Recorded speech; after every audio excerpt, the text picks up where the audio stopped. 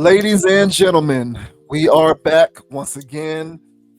JV Wins and Dogon SS. Much appreciation to everybody out there who is checking out our content, getting more and more acquainted with the channel. We appreciate you very, very much. And to anyone who is checking us out for the first time, this is what we like to do. So don't be a stranger. Hang out. Let us know what you think about the content in the comment sections.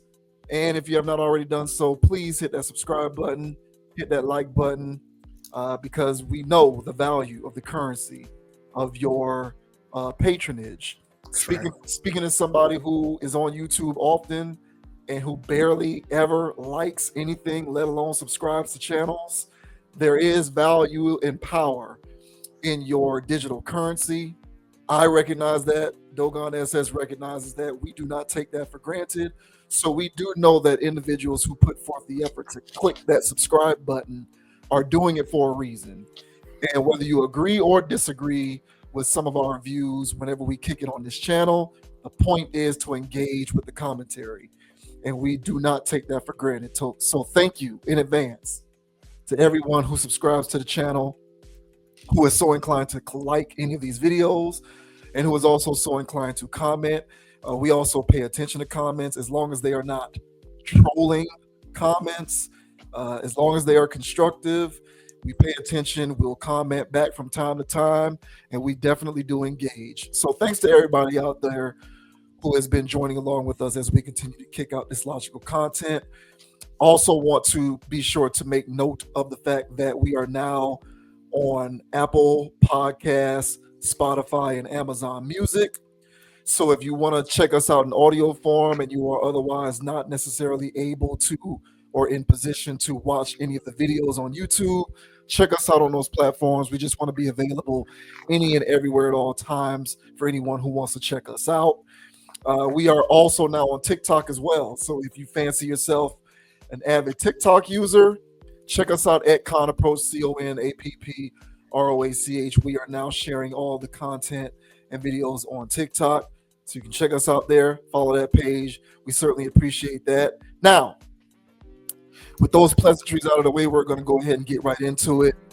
Lots of interesting things to talk about on the channel tonight. The first thing that we are going to discuss are comments made by longtime actress who is now more of a daytime talk show host.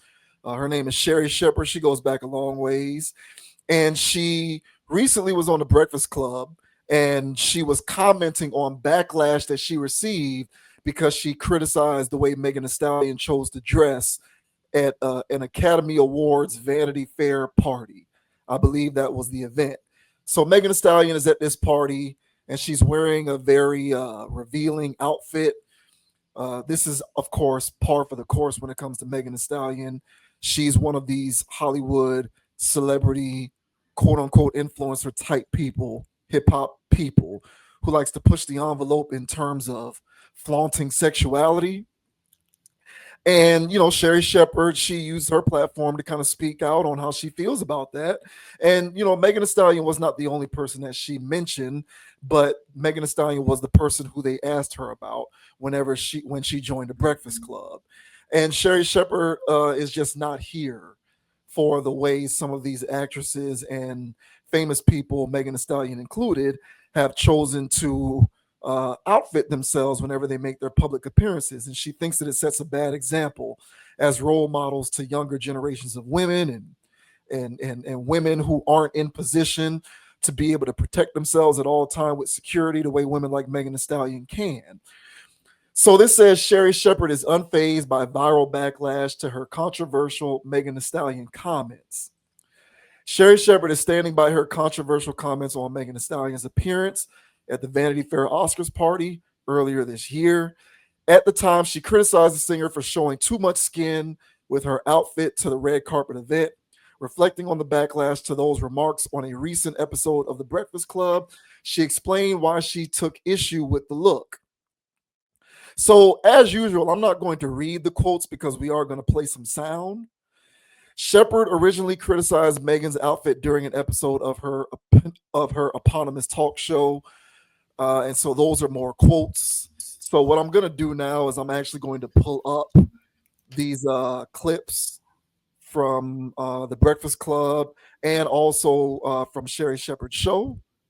So let me go ahead and stop sharing this, and I am going to share this tab now. So I believe it's this one. Yeah. All right. So what I think makes the most sense from a cohesion standpoint is to just go and play Shepherd's comments on her show first. And then I'm going to go and play what she responded to on the Breakfast Club last. Does that make sense? Yeah. Okay, so here's what Sherri Shepherd initially had to say about Megan Thee Stallion and the way that she chose to dress at the Vanity Affair Awards show, or at the Vanity Affair party for the Oscars show. Fully, you could see everything. Zoe Kravitz graced us with her butt crack. You could see everything. Megan Thee Stallion wore a dark green gown with only matching green pasties to cover up her breasts. And so this is where I have to put my Auntie Sherri wig on. And I say this with all of the love that I have. Ladies, this is not it. And I say this because there are young women, young girls who are looking up to all of you. All of you. And like, you're going to have these young girls, these young ladies emulating you.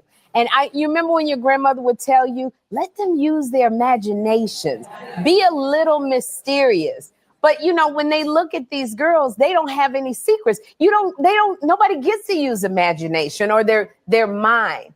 And I want to say, Megan Thee Stallion, this was fully, I love you. I do.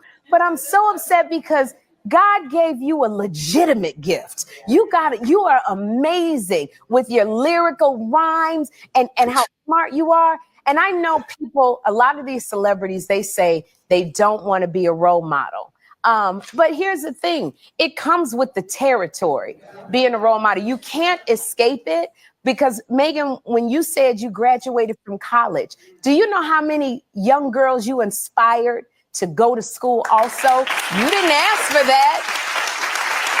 You didn't ask for that, but they were watching you. And I know people say, well, you know, Lil' Kim did it. But I know I remember when I saw it, I was like, why is she doing that? Like, she doesn't have to do that because she's so talented. And I know Megan as an artist, you get a little raunchy. I didn't heard WAP and Body Yaddy Yaddy. But I also say, and I listen to those songs too, but I also say, to whom much is, I love given, much is required. And if you say, well, how do I know that these young girls are looking up to you? Because they look up to me too. And I get more girls coming up to me, young girls saying, Miss Sherri, I want to be a talk show host, or I want my own talk show, or I want to be an actress. I want to do what you do. So they are watching. And I'm not trying to shame anybody. I'm just concerned where all this is going.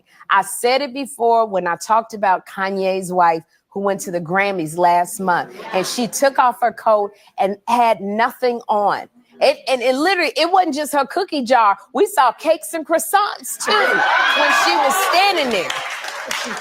But the one thing I would say is she looked very uncomfortable. At the end of the day, if you look at his wife, she looked, Bianca Cinciori or something like that. She looked really uncomfortable to be, because you're standing in front of a bunch of men who are watching it. And this is what I said, we have to give in our future. And all y'all who are sitting out there, these young girls that are emulating you, they don't have security around them. So they're emulating you and they go to these parties and something tragic could happen. These are our future, these young women and these young men. I'm going to get off my soapbox. I love all of y'all, but Auntie Sherri has spoken. And that's the thing. You ain't got to go dressing like I don't want to call out, or you don't have to, dress down to your ankle. Willie made me wear this long dress. You think? But, I'm just saying, just think about it when you're putting on this stuff. Like, who am I influencing? Who's going to be watching me? You never know. You never know. So that's it. Off my soapbox. Our future. All right, so that was that, and then this was her responding to that on the Breakfast Club recently.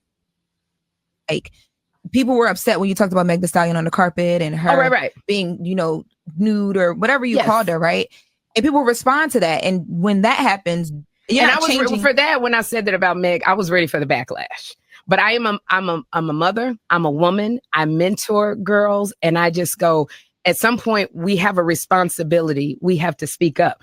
And I love Meg Thee Stallion. I love it. But I think that women are going too far. And sometimes we forget that there are people who are watching us and they can't do what we do. They don't have security.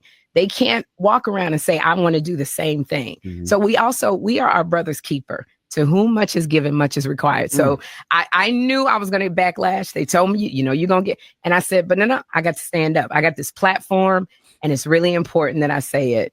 And if you listen to the context of what I said, I did love everything. People look at you as well too. Like, all right, so there you go. All right, so that sets the stage. That's pretty much what we're working with, right?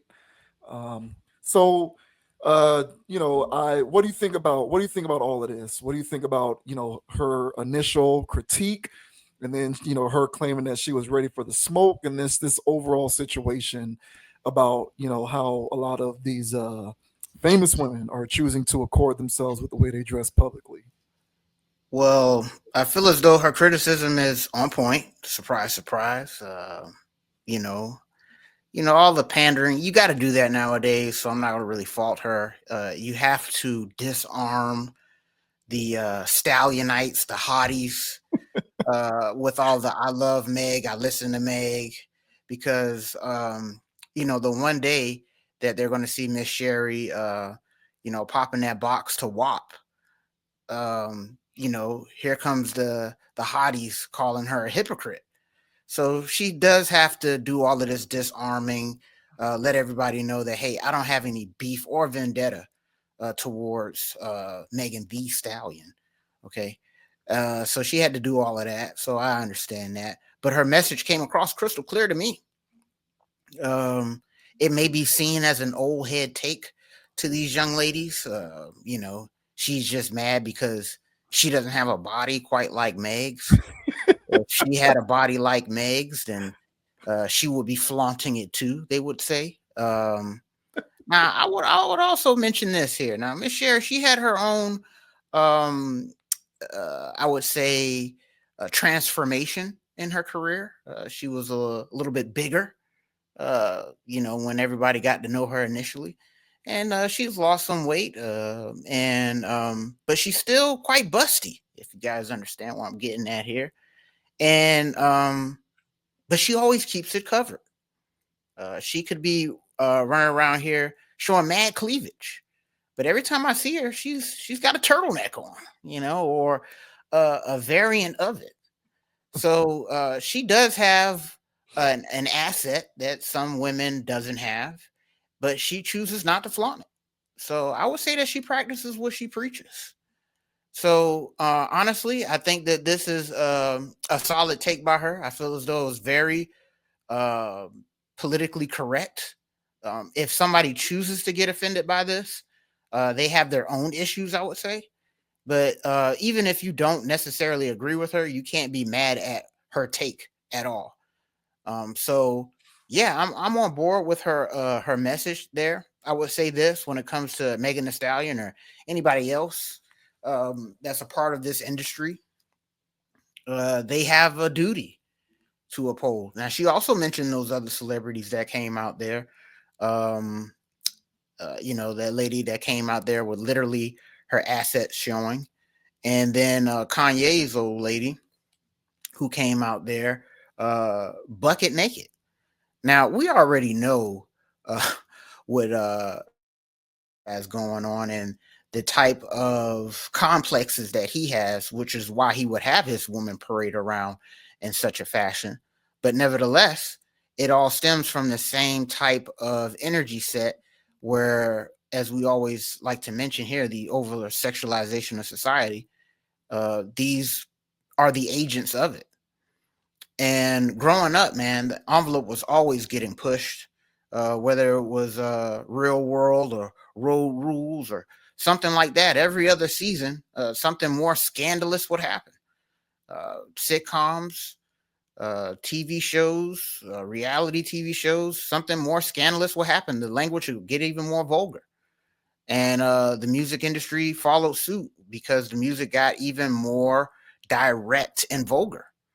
So over the years, year over year, we have gotten to this point to where, nudity is so well casual that honestly, when I saw this from Megan Thee Stallion, I was like, yeah, this is part of course. Yes, this is a la Kim, Little Kim. So I've seen it before. But this one's a little different because she came out with both her knockers out. So, but nevertheless, this is what we've seen before. So, and that's a degree of pushing the envelope. Lil Kim had one out. Well, I got two out. You see. So this is just part of course for these celebrities. I'm not surprised that Meg did that, but I am pleasantly surprised Sherri is calling this out and not backing it up because she is a part of an industry. She's up there. She has her own TV show and always parading around celebrity likes. But for her to actually come out here and speak on being a positive role model to youngins, I can back that up 100%. But what are your thoughts, bro, on Miss Sherri calling out Meg Thee Stallion and not backing down? Better yet, doubling down and saying that she needs to be a better role model. What are your thoughts, bro? I agree with her in principle, but unfortunately, we are living in a time in which, uh, you know, certain concepts like decency are being redefined. And I think people who have always come to understand what the definition of terms like decency means are having to reconcile how they feel about what the new definition of decency means. It is what it is. In 1997, um, there's an actress by the name of Rose McGowan. I'm not going to pull her up here, but she was popular in the 90s and the early 2000s. She was on a TV show called Charmed. She was in a movie. The main movie that I can think of that she was in off the top of my head is, I think it was Grindhouse. In the mid 2000s, it was Quentin Tarantino and Robert Rodriguez. They made Grindhouse Planet Terror, and she was the star of one of those movies. So she goes back a long ways. And back in 1997, she claimed to have been the victim of an assault of grape, and it was a traumatizing experience, and all of this and all of that, right? All of the stuff that we hear about what happens when one goes through that. The following year at the VMAs, she showed up, literally, like pretty much naked. She showed up wearing an outfit that is very akin to what gets worn today. It wasn't even really, it was see-through, it wasn't sheer, it was just like a physical covering, but it was transparent, so you could see her entire body, literally the whole thing. You can Google search it right now. If you put in Rose McGowan 1998 VMAs, it'll pop up. Do a Google image search. And when it was now, mind you, this was back in 1998. Now, if she were to wear this today, no one would bat an eye because that's kind of in vogue. But back in 1998, it was like, damn, that's really, really, really pushing the envelope. This is risque, sir. Yeah, right. Yeah. So it's like, so when she was, prompted or probed rather on why she chose to put herself out there so much and wear such a revealing outfit, showing her entire naked body, her response was something to the nature of, I've been a victim of assault. This is me getting my power back. No one owns my body but me. So I'm going to do this on my own terms. And so I'm wearing this to show that, I'm empowering myself by being out here on Front Street like this. And, that was actually a precursor to, I believe, what the mentality is behind this stuff now. And I've said before when we've talked about similar topics here, the traditional school of thought when it comes to like destigmatizing female sexualization has always been the idea that we need to get rid of it. But what I'm coming to understand is we don't really want to get rid of it, including women. Women don't really want to get rid of female sexualization. Rather, what they want to do is be able to be in control of it. So they don't want to have other people dictate that they be naked. They want to make that decision for themselves. They don't want to have other people dictate that they dress salaciously and scandalously. They want to make the decision to do it for themselves. So long as they are in control of their hypersexualization, the sexualization itself is completely permissible. When hypersexualization becomes impermissible is when it is being dictated on someone else's terms. So the idea has never been to get rid of it. I don't really think, and women in the chat can correct me on this, because I'm pretty sure this isn't uniform across the board. I'm pretty sure there's lots of women who agree with Sherri Shepherd, but then I'm also pretty sure that there's lots of women who disagree with Sherri Shepherd and who think women should be able to wear and do whatever they want. And in theory, that is correct. You can do and wear whatever you want. But what you can't do is shirk the consequences that come along with doing and wearing whatever you want. And I think in this day and age, hypersexualization isn't really something that a lot of women want to see go away. They like it. Like, they like the objectification. I think a lot of women enjoy being sexually objectified.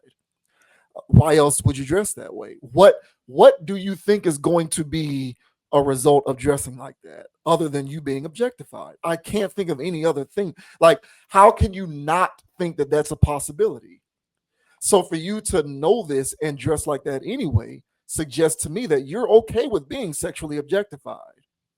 So I don't think they actually want to not be sexually objectified. I don't think they don't want to be sexualized. I don't think they want their hypersexualization to go away. I don't think that they don't want to be defined by how sexy they are. I don't think they don't want to be gazed upon for how good their bodies look. I think they actually want all of those things. What they want, though, is for the ability to be the sole arbiter of when and how that happens. So as long as they are in complete control of it, they're going to do whatever they want.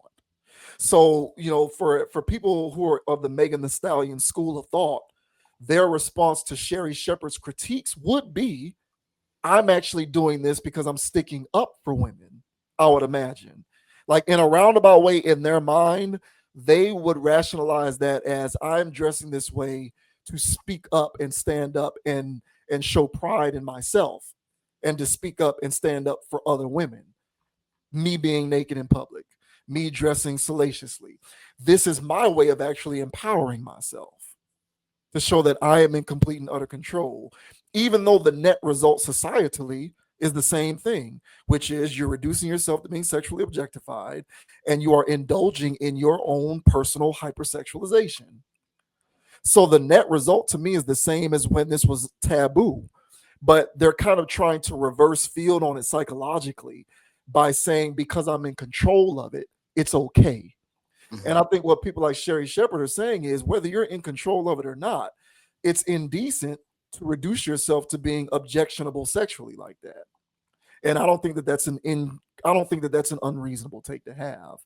But she'd probably be castigated as being old school or too traditional, or she'd probably be called a misogynist, even though she's a woman, for talking like that.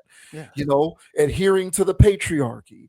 Oh, you're talking to us the same way that these dirty, rotten men talk to us, where the men always want to control how we dress and how we look. No, we want to control that, even though what you're doing is the same thing that the men would desire you for. Exactly. So the net result is the same, but I guess because you control it, it makes it okay. And I think that's the sleight of hand psychological inception that has occurred with why a lot of this stuff has become so mainstreamed and aggressively normalized. And one thing that I will agree with her on, me growing up, a kid in the 90s, born in the late 80s, growing up in the 90s, like, I used to just drool over picturing in my mind how Nia Long looked naked. I used to kill myself wondering how Sally Richardson looked naked. Miss Parker from The First Friday. You know what I'm saying? Like, yeah. it was an exercise in my development as a man to wonder what these women look like naked because of how good they look with their clothes on. But now that is being taken away from a lot of our younger men who don't leave any, to whom nothing is being left up to the imagination because they now know how y'all look. Like, I don't have to really wonder how Sierra looks naked. I've seen it. I've essentially seen what Megan Thee Stallion looks like naked. I've seen what Cardi B looks like naked. I've seen what Nicki Minaj looks like. Like, I know what they look like naked. I don't have to picture it. And I do think it's unfortunate that a lot of young men are being stripped of that natural part of their maturation process. But that's just me getting on my soapbox. I hear where Sherri Shepherd is coming from. I think that this is a form of social reconstruction, or rather social deconstruction for sure. They don't believe that they are reducing themselves or belittling themselves or harming themselves in any kind of way. It's actually the opposite. I think by dressing this way in their minds, they feel like they are strengthening themselves because they are dictating the terms of their own objectionable sexualization. Yeah, I mean, that's a point well taken. And I also agree that that's the inception. And that was, it's kind of like the same inception of work hard, go to college, get a good job. It's in the same sense that I'm empowering myself. I'm taking matters into my own hands, and I'm going off to college, and I'm going to all this other stuff. And it was a bill of goods sold to people. And what I would say part of this social deconstruction that you're talking about is that young women have been sold this propaganda that sexualizing themselves means that they are actually empowering themselves. So yeah, man, this is to me, this is a grand inception that's playing out. And again, as I mentioned, Meg Thee Stallion is an agent of that. Her duty is to go around and objectify women, make music that objectifies the listener. And they literally go out and participate in salacious, scandalous behavior because they feel as though they're a baddie and X, Y, and Z. And there's so many other things that's come out over the years that what these baddies had to do. I seen a video on TikTok where this lady was talking about, baddie culture and stuff like that. And what these baddies really had to do to be around these celebrities and stuff. And she brought up that girl that's in the Diddler case, 50 Cent's baby mom. Yeah. And how she had to get splacked by 5 guys at a time, 6 guys, for $10K a month. And that's wild stuff. But let the internet have it. Before all of this stuff going on, she was a status quo baddie, in the industry, dealing with industry people, but she's a worker. And we've heard about the Dubai porta potties. Okay.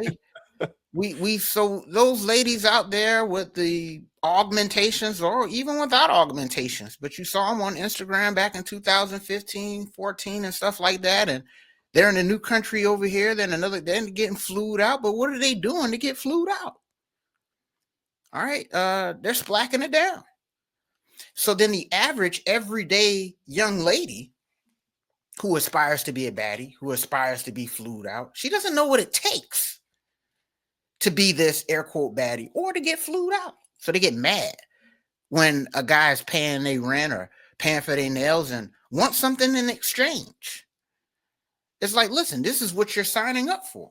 You have an inception has been performed on you where you think that just merely looking good is what's going to get you paid and get you on these trips. No, you have to earn this. And sometimes you got to get a little strange for it. So when it's become so casual to dress like this nowadays, when they finally get objectified, you know, in the street, grocery store, whatever. It's like, look at these creeps. No. You are wearing, as Dave Chappelle says, all right, a 304's uniform. Yeah. So if you're walking in the grocery store like you're walking the stroll, you're going to get ogled like you're walking the stroll. So don't get upset about it. Oh, men need to just, no, men are men. Dogs are dogs. Cats are cats. All right. And tigers are going to tiger.